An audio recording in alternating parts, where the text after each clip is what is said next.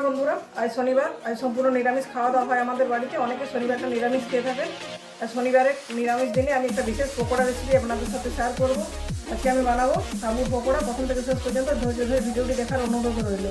সাবুর পকোড়া বানানোর জন্য দেখুন এখানে যে সাবু, বড় দানা সাবুটা আমি 4 ঘন্টা আগে ভিজিয়ে রেখেছিলাম। তারপর ওখানে ঝাড়িটির সাহায্যে ভেজানো সাবুটা দেখুন জল ঝরিয়ে নিচ্ছি। একটা জলটা বাইরে পড়ে গেছে। আর নিচে সিদ্ধ করা আলু, এখানে নিয়েছি 400 গ্রামের মতো আলু। আলুটা সিদ্ধ করে খোসা ছাড়িয়ে নিচ্ছি। এবার এই মেশার দিয়ে খুব ভালো মতো স্ম্যাশ করে নিচ্ছি। দেখুন বন্ধুরা, মেশার দিয়ে আলুটা খুব ভালো মতো স্ম্যাশ করা হয়ে গেছে। এরপর এখানে অ্যাড করছি গ্রেড করা আদা, এখানে কাঁচা লঙ্কা। যদি বাচ্চারা খায় তো কাঁচা লঙ্কাটা নাও দিতে পারেন, তাদের জন্য বানিয়ে পরে অ্যাড করবেন।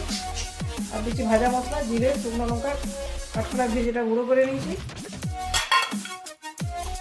আর দিচ্ছি পরিমাণ মতো লবণ। দেওয়ার পর আস্তে আস্তে ভিজিয়ে রাখা সাবুদানা এখানে দিচ্ছি। সবটা একবারে দেবো না, কম কম সাবুদানা দিয়ে আলুর সাথে খুব ভালো মতো করে মেখে নিচ্ছি। দেখুন বন্ধুরা, খুব ভালো মতো মাখা হয়ে গেছে। সাবুটা যেহেতু এমনি নিজেই খুব আঠালো, এই জন্য এখানে কোনো ময়দা বা কর্নফ্লাওয়ার অ্যাড করার প্রয়োজন হয়নি।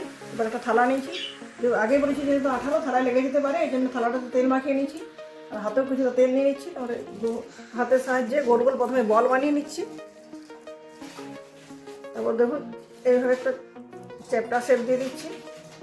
আপনি চাইলে অন্য ধরনের শেপ দিতে পারেন। আগে পকোড়াগুলো রেডিমেড বানিয়ে নিচ্ছি, তারপর ভাজবো। এখন বলবো আমার পকোড়া বানানো হয়ে গেছে। পুরো মিশ্রণটা থেকে পকোড়া বানাইনি, অর্ধেকটা থেকে বানিয়েছি। 12টা পকোড়া বানিয়েছি। আমি এখানে কাঁচা লঙ্কা দিচ্ছি, আপনি চাইলে ধনে পাতাও দিতে পারেন। পেঁয়াজ না দেওয়াই ভালো। আর নিরামিষ তেলে বানাচ্ছি বলে নয়, সাবু নর্মালি নিরামিষ খেতে ভালো লাগে।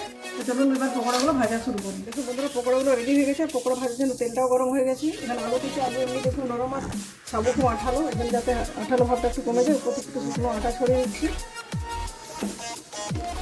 আটা দুটো পাশে একটু করে আটা মাখিয়ে গরম তেলে ছেড়ে দিচ্ছি।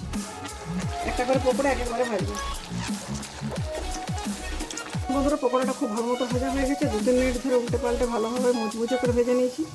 পকোড়াটা তেল থেকে তুলে নিচ্ছি। দেখুন তখন ফুলে গোল হয়ে গেছে। এভাবে বাকি পকোড়াগুলো ভেজে নিয়ে ফিরে আসছি। দেখুন বন্ধুরা, আমার সাবুর পকোড়াগুলো ভাজা হয়ে গেছে। লাল লাল করে ভেজেছি।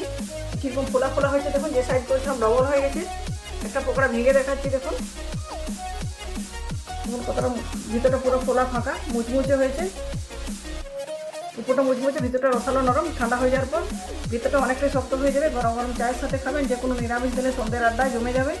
বন্ধুরা, আমার রেসিপিটি যদি ভালো লাগে অবশ্যই লাইক, শেয়ার এবং কমেন্ট করবেন। চ্যানেলটি সাবস্ক্রাইব করে না থাকলে অবশ্যই চ্যানেলটি সাবস্ক্রাইব করার অনুরোধ রইল। বাড়িতে একবার বানাবেন, কমেন্ট করে জানাবেন কীরকম লাগলো। আজকের মতো এই পর্যন্ত। পরের দিন ফিরে আসছি নতুন কোনো রেসিপির সাথে। ধন্যবাদ।